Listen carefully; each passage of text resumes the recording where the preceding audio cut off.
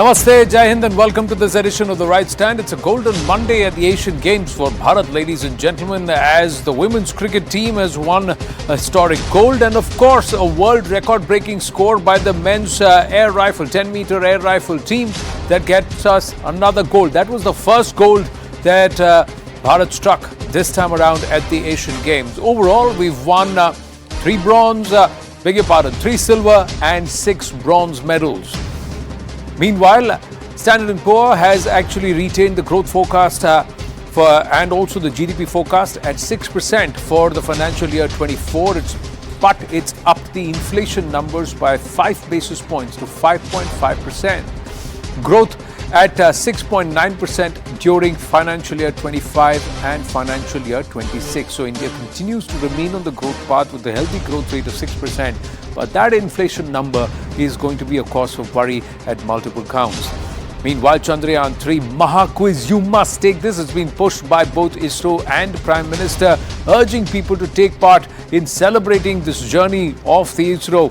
And of course, what you need to do is answer 10 questions in 300 seconds. All you know about Chandrayaan-3. Go, take that quiz. Meanwhile, the first C-295 has been inducted formally into the Indian Air Force. It's the first military transport aircraft. One aircraft, many missions will replace. This will actually replace the aging Avro 748 fleet. Total 56 aircraft need to be included. 16 in flyaway condition will be delivered by Airbus. They'll be manufactured in Seville in France, and all 16 should be delivered by end of 2025. The remaining 40 thereafter will be manufactured at a Tata facility in Gujarat in Vadodara. Meanwhile, there is also the lotus-shaped fountain that is soon going to come up in Ayodhya. It's worth near about 100 crore rupees, can seat 25,000 people. It's near the Ram Mandir on the Ram Janmabhoomi. It'll come up in about 20 acres of land. That's where it's being brought up. It's going to be shaped like a lotus and it's going to be a tribute to Ram Lalla. And a divine and spiritual experience is what is being promised. Clearly, it will be a visual spectacle. It's a huge fountain that's coming up to seat 25,000 people. It will be something that will be there for people to cherish and remember. That should happen soon. Meanwhile, more pictures are being put up by the trust in Ayodhya that the first phase, the first level of the temple will soon be nearing completion. We're counting down to about the 24th of January, thereabouts. That's where we are expecting that there will be the first puja that would happen. Moving on, ladies and gentlemen, to the first issue at hand. It is the failure of intelligence or perhaps a lack of conviction and credibility. But more importantly, questions being raised on the Canadian Prime Minister and the Canadian establishment's selective outlook towards terrorists or unwanted elements on Canadian soil.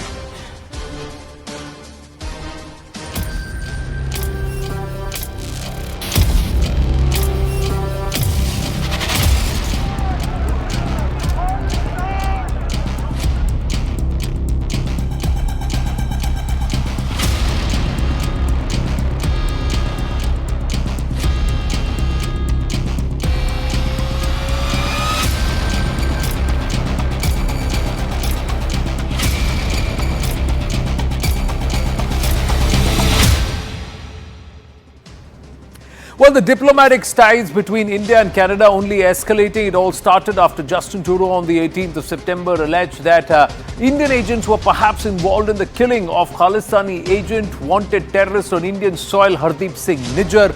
But India firmly rejecting these allegations and also demanding proof. Meanwhile, as India's probe agency, the NIA, begins its crackdown on K backers closer home, Canada continues to give K elements a platform. K agents have called for protests in Surrey and threatened Indian citizens and diplomats. This incident also exposes Justin Trudeau's duplicity. Canadian Prime Minister Justin Trudeau facing ire after Parliament honours a Nazi soldier. Trudeau is also being accused of approaching a silent or no action stand when it comes to the killing of WayU and activist Karima Baloch. Now, these are the visuals at the Canadian Parliament as the Speaker was the one who introduced this 98-year-old in the gallery. Everybody stood up to applaud him. Nobody realized what his past was or that he fought for the Nazis. It was after Jewish groups who raised an objection that the speaker actually said that this person belongs to my riding or my constituency. I solely take responsibility for introducing this person. But did the Prime Minister's office not know of this intent? Did the Prime Minister's office not vet it? How credible is then the intelligence gathering of the Canadians itself? That's another question, ladies and gentlemen.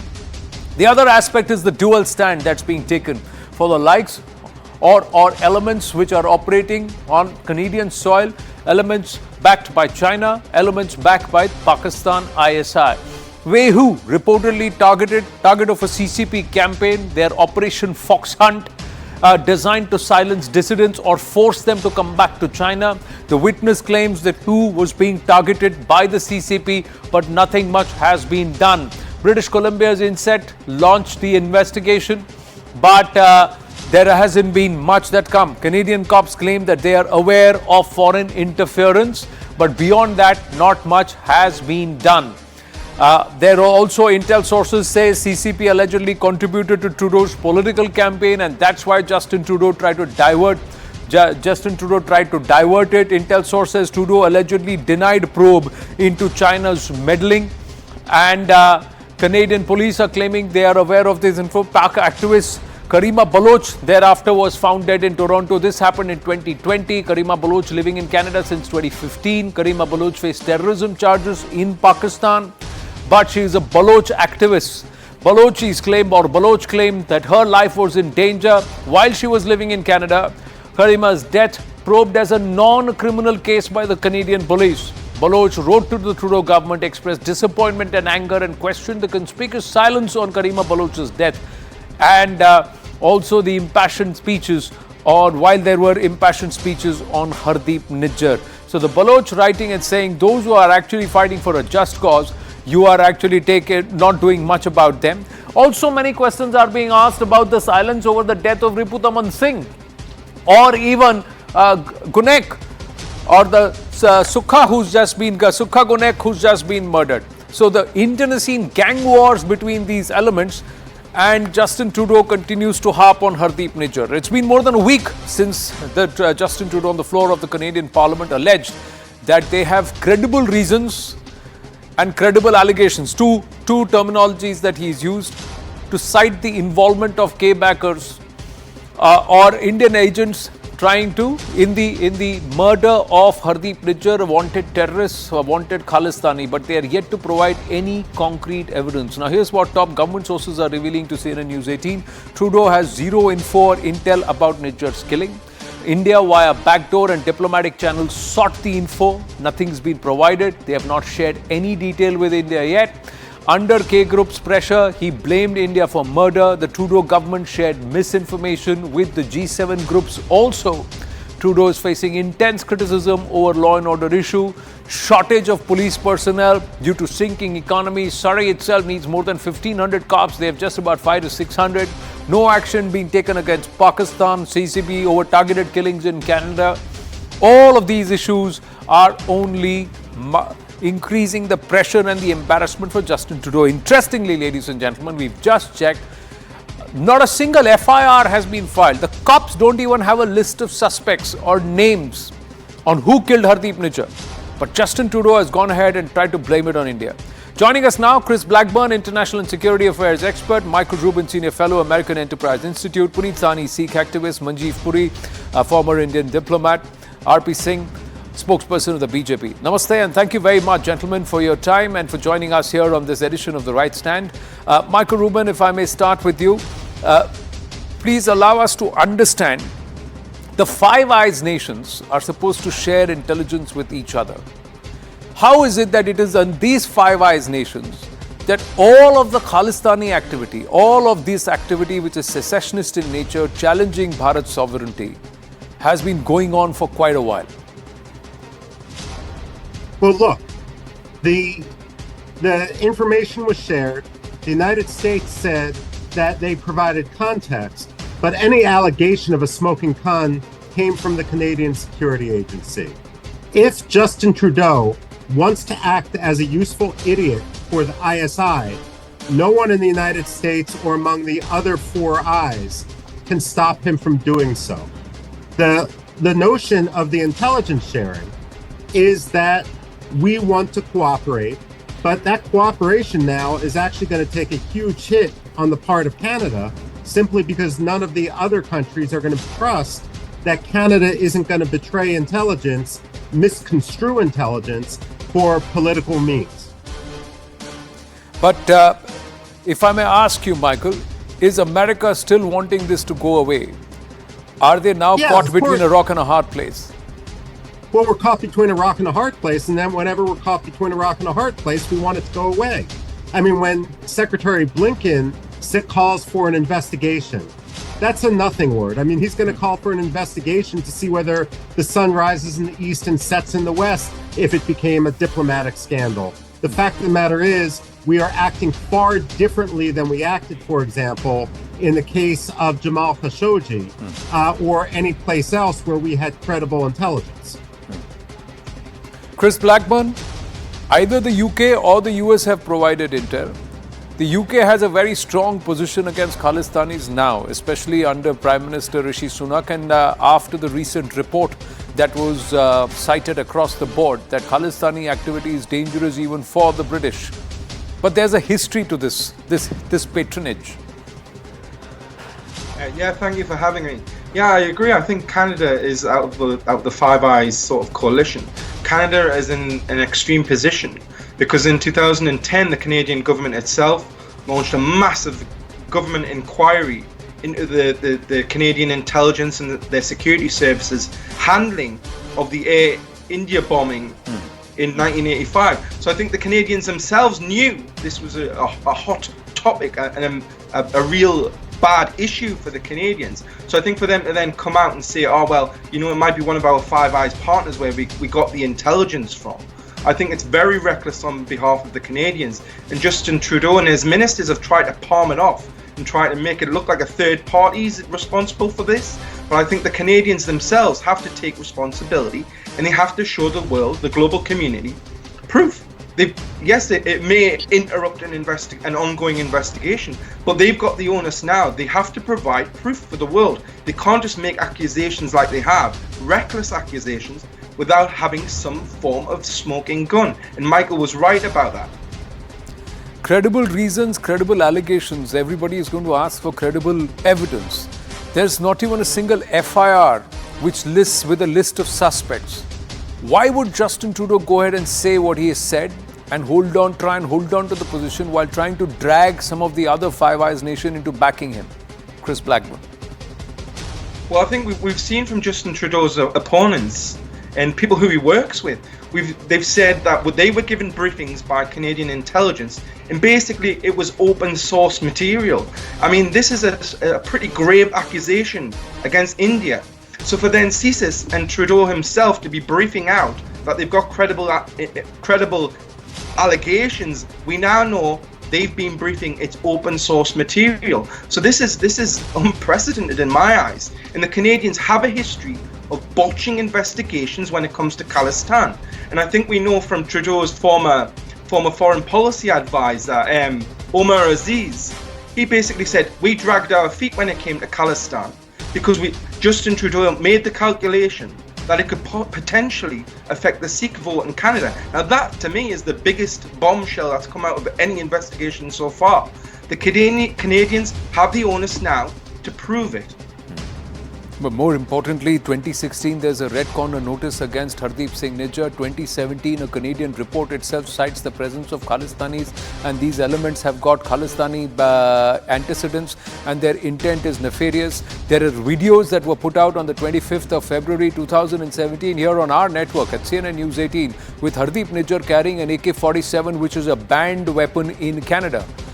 And no action was taken.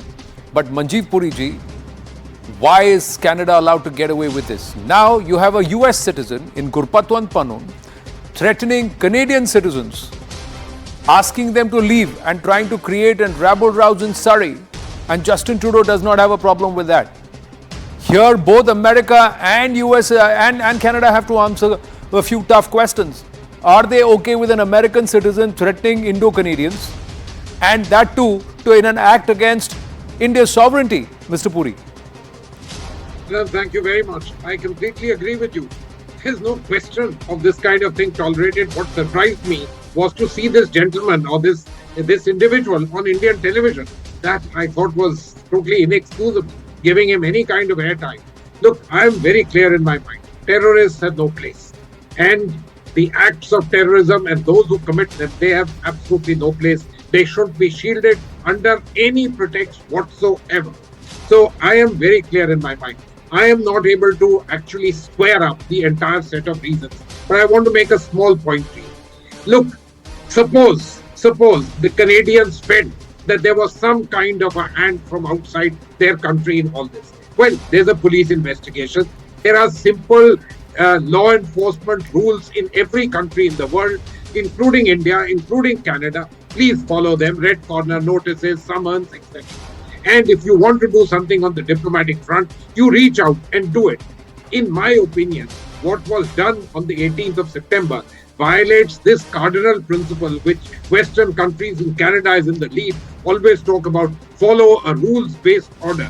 What kind of rules-based order is this in terms of international relations and interacting with countries who are friendly? And I must say, India and Canada have old relationships. Look at our people's relationships, our trade relationships, membership of the G20, Indo-Pacific, and so on. Is this a rules-based way of approaching things? I don't think so. But Mr. Puri, Canada and the US are signatories along with so many other nations on the G20 communique, which runs into more than 80 paragraphs, which has detailed explanation and agreements on terrorism, and that sovereignty of every nation needs to be respected. If I were to turn around and quote credible evidence that India has given on Hardeep Singh Nijjar since 2015, if not before, what is a credible action under this rules-based order that Canada ever took? I completely agree with you. You know, that's what I said, that what Canada has done and what the Prime Minister of Canada did in the Parliament of Canada on the 18th of September, in my understanding, goes against the entire concept of what is called a rules-based playoff in international relations. So the G20's 83 paragraphs notwithstanding, these are standard methodologies in which countries deal with countries, especially countries which are friendly and which certainly are not in the category of the few countries which are kind of proscribed by the rest of the world. This is something which at least I, in a 40-year career in the Indian Foreign Service, have never heard of, not insofar as India is concerned, and frankly, really not in terms of the way countries deal with other countries, and that to friendly countries. Well, we've just got a news update coming through. Intel sources revealing to CNN News18 that Sikh groups are feeling that they are losing respect and love from across the world due to this radical approach by a select few, whom the Indian High Commissioner to Canada, Sanjay Kumar Verma, said they are nothing but a bunch of goons. Sikh groups say that these Khalistanis have no association with Guru Granth Sahib in any way and are never seen them reciting or read a single word from Guru Granth Sahib. They also feel the rise of an extremist fringe ideology, the pro-Khalistan, is creating negative impact on Sikhs across the world.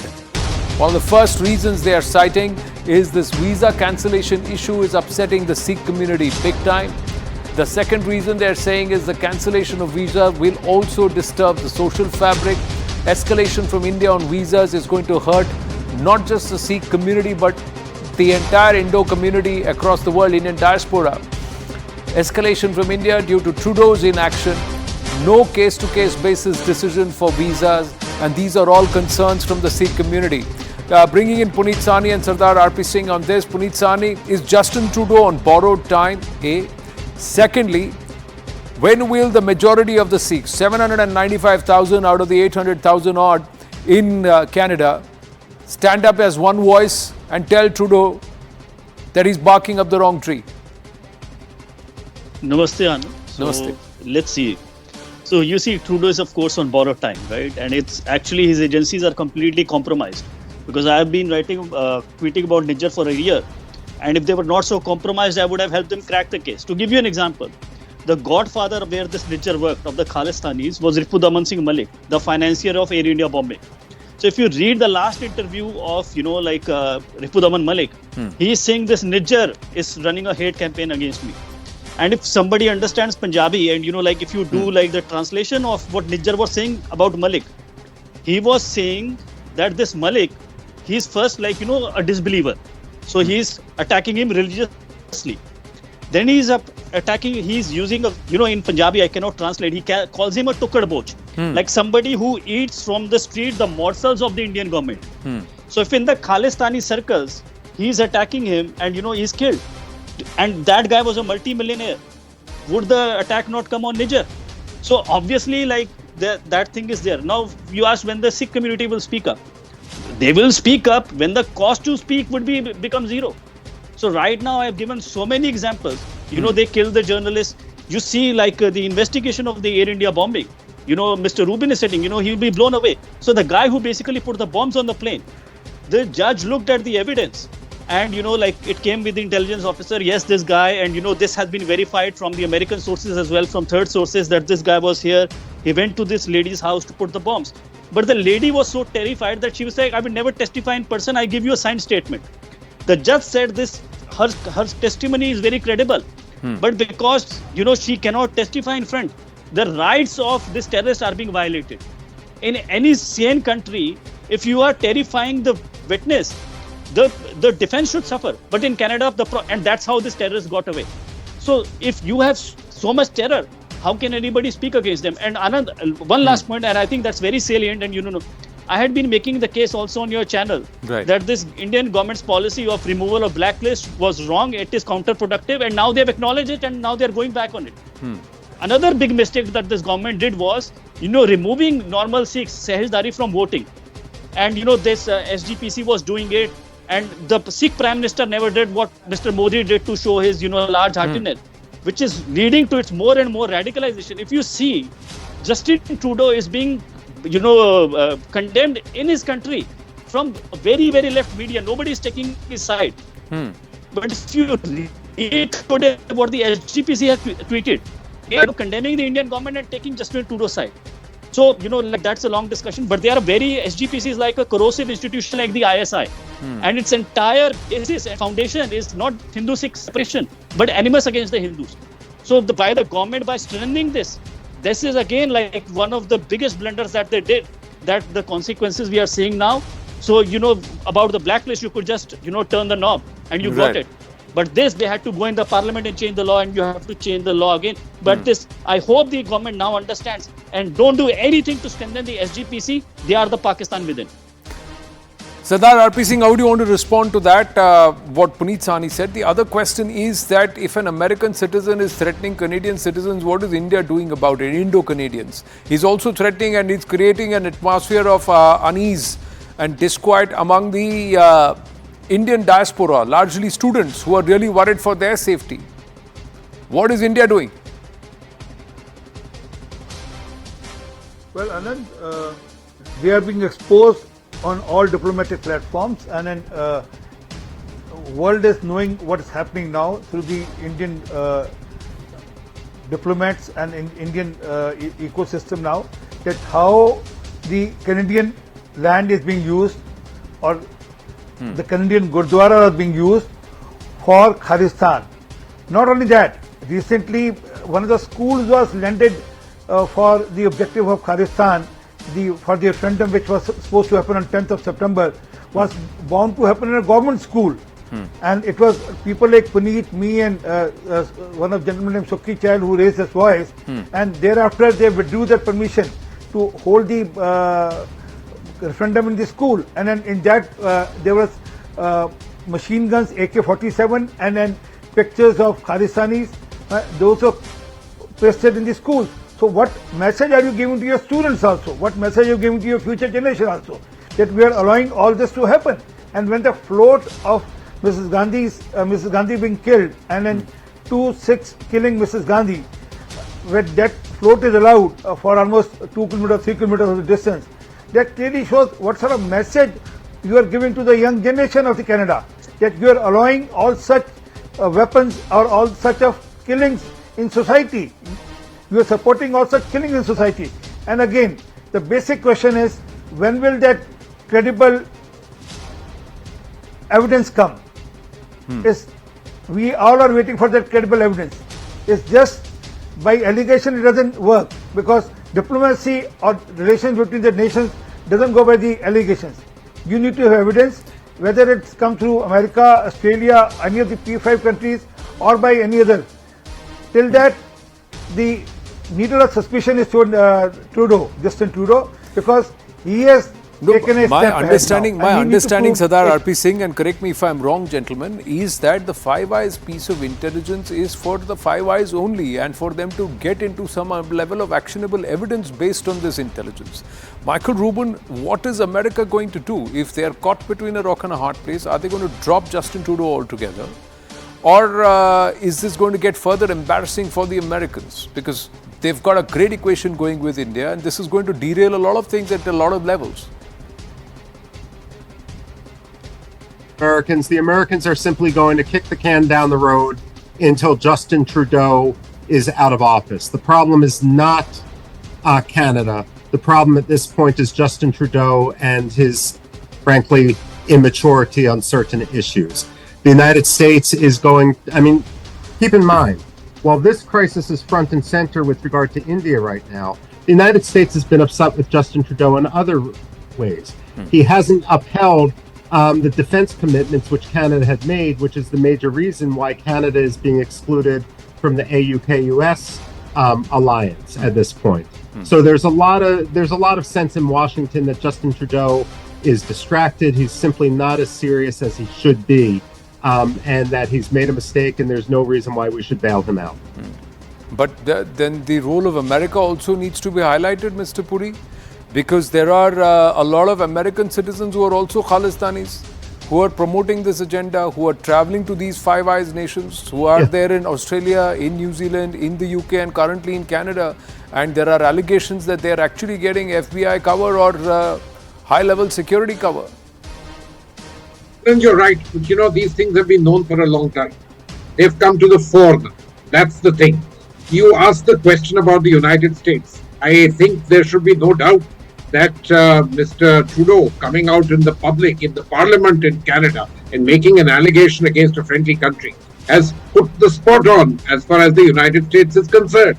Because in various ways, whichever way you look at it, within the Five Eyes, they are the principal eye, if I may use that kind of expression, and something that everybody understands. Now, with Indo-Pacific, China, so many other factors all coming around together, the fact is that it is a hot potato, and in some senses, the potato and its heat needs to be handled by them. Not an easy task, because, while I completely understand this, that, kick the can down the road and so on and so forth, that takes time. Canada is a country which is contiguous to the United States. These particular strains, these links, etc., cannot be underestimated. Sitting here in India, things are very different from the way we look at it. But the fact is that I'm afraid, as the most important power in the world, they have to handle this particular thing. And this potato has got heated up. And as you say in your own show, well, in some senses, they also had a little role in upping the temperature. What else can I say? But that could be termed to a different time of geopolitics. And different levels of intelligence play, which has different layers to look at it. But things are changing now, Chris. How would you see things panning down the road? Is nobody going to turn around and ask Trudeau to cough up the evidence or apologize? I think you're right. People will start asking Trudeau to come up with the evidence. What we've seen over the last 5 years is the Five Eyes coalition themselves.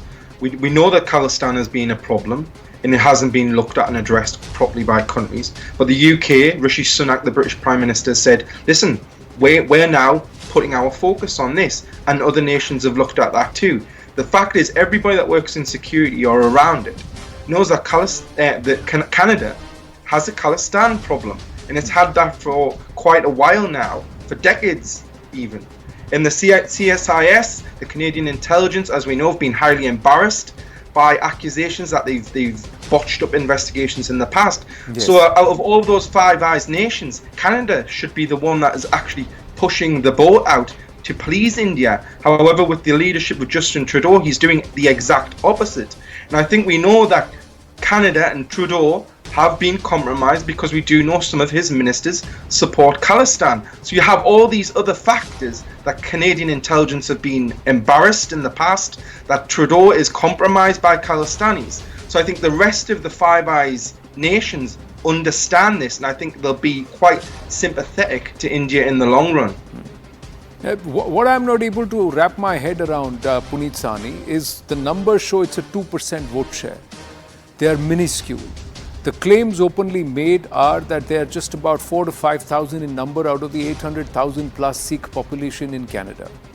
If that's the case, how is it that they enjoy so much of traction? If these are all unwanted elements against whom dossiers and evidence has been given, they are listed not just as terrorists, but they've got letter rogatories against them, be it on Canadian, them operating in Canada, or them being now American citizens. How did they get citizenship? You and me, if we have a single blotch on our record, a criminal record, our visas will be rejected.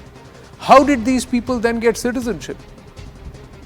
So thank you, Anand. So 2 points. So first, how you got citizenship, it's the answer. That actually means this is not some, electricity department. This is the immigration department, the most sensitive one. That actually means the immigration department is compromised by Khalistanis.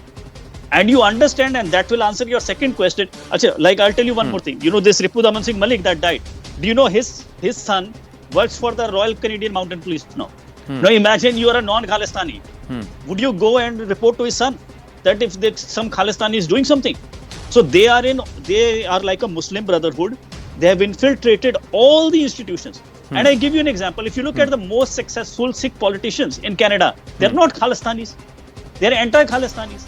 But the thing is, like I tell you, like when, there was somebody saying the report came out in Canada that Khalistanis are there. They put the pressure to remove the mention to, the Sikh extremism. And the guy who stood up and spoke against it, he was a Sikh himself. And he won from, what would be like Jackson Heights or, South Hall. It's the Brampton. It's a very Punjabi area. He became the member of parliament, which is like, very, very important. It's not a joke to become. So he could say because he knew his people were supporting him. Right. But the WSO and the Liberal Party, they used the system that he was kicked out of the party, and the white Trudeau and his, white colleague called him a racist. So a Sikh parliamentarian is speaking against Sikh extremism and his career is destroyed, and you are defaming him as a racist. So what is the average person who is looking on the street? What can they say? They see these monsters. They did the gravest mass murder in Canadian history, and they got away with it. So that means you shut up and keep your head down. What else can you do? What will you do if you are in that situation? Well, Chris has also highlighted a similar case which has been now forgotten by the citizens of UK, the 1987 an instance that you had put out on your social media profile. I've just got some updates coming through. Government sources are telling CNN News 18 that in the last decade, links of Canada-based Khalistani extremists have emerged in more than half of the terror cases reported from Punjab. It's a government dossier. Multiple targeted killings of Sikhs, Hindus and Christians in Punjab after 2016 were handiwork of Hardeep Nijjar and his allies, but the Canadian agencies never ever started any inquiry or investigation against Nijjar and his friends, Bhagat Singh Brar, Parry Dulai, Arsh Dalla, Lakhbir Landa and many others. For Canada, they remain political activists despite the increasing body count over here in India in Punjab. And we've got more information coming through where Shiromani Akali Dal, we are given to understand this is the allegation that's coming through. The allegation and the charges are that they charge 1 to 2 lakh rupees, 100,000 to 200,000 Indian rupees for giving a letter to the youth to use for seeking political asylum in Canada, falsely claiming that they were party cadre and being persecuted in India on religious ground. Such youth, when they reach Canada, invariably end up joining these gangsters and these pro-Khalistani elements. Puneet Sani, you've got your hand up. I wanted to go to Sardar RP Singh straight on this matter. What is the government going to do with political entities allowing this? Yes, Puneet Sani and then Sardar RP Singh. Yeah, so I give you the perspective. You named a guy Bhagat Singh Brar. So who is Bhagat Singh Brar? He is the son of nephew of Bhindranwale.